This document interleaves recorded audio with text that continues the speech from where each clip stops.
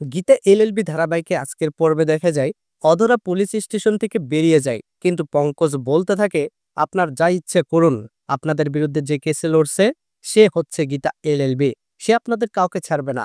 অন্যদিকে প্রলয় গীতাকে প্রশ্ন করতে থাকে, পরিচিত স্বস্তিককে ভালোবাসে, তাহলে তুমি কেন তাকে নিজের সংসারে রেখেছ, কেন এত বড় রিস্ক নিচ্ছ?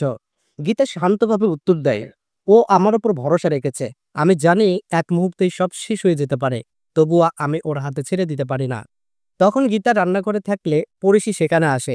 সে আবেগ ঘন কণ্ঠে বলে, আমি রান্না করতে জানতাম না, প্রথমবার স্বস্তিকের জন্য আমি রান্না করেছিলাম। আমি তোমাকে এই স্পেশাল মাংস কষার রেসিপি শিখিয়ে দেব, তুমি তোমার বরকে খাওয়াবে, উনি খুব খুশি হবেন। পড়শি স্মৃতিচারণ করে জানাই, তাদের বাড়িতেও একজন মেহেক ছিল, আর একজন ছোটকাও থাকতো। এই কথা শুনে গীতা অবাক হয়ে যায়। তখন পড়শি চঞ্চল হয়ে গীতাকে বারবার জিজ্ঞেস করতে থাকে, আপনার স্বামীর নাম কি স্বস্তিক? প্লিজ বলুন। গীতা কিছুক্ষণ স্তব্ধ থাকে, তবে পরিস্থিতি সামাল দিতে সে কথা ঘুরিয়ে ফেলে এবং বলে সে এখনই পরিশির মাংস রান্নার রেসিপি বানাবে। এদিকে গীতার নিজের ভাগ্যের এই নির্মম পরিহাসে ব্যতীত হয়। একদিকে অসহায় পরিশি, আর অন্যদিকে তার নিজের ভালোবাসা স্বস্তিকে, যাকে পরিশি মন প্রাণ দিয়ে ভালোবাসে। পরিশির মন ভালো করতে প্রলয় গান গাইতে বলে। গীতা, পরিশি ও মেহেক তিনজনে একসাথে গানের তালে তাল মিলিয়ে গান গাইতে শুরু করে। তারপর গীতা মটনের বিশেষ রেসিপি রান্না করে স্বস্তিককে খাওয়ায় এবং প্রশ্ন করে, এটা খেয়ে কিছু মনে পড়েছে কি? কারণ ঠিক এইভাবেই একদিন পরিশিও স্বস্তিকের জন্য রান্না করেছিল। কিন্তু স্বস্তিক আবারও রেগে যায়। সে গীতাকে প্রশ্ন করে, তুমি এসব কি করছো?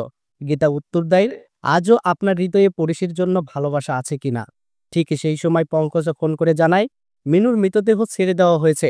সে গীতাকে জিজ্ঞেস করে, পড়েশি কি শেষবারের মতো মিনুকে দেখতে আসবে? গীতা দৃঢ়ভাবে বলে, যার জন্য সে এত বড় লড়াই করছে তাকে অবশ্যই দেখতে আসতে হবে।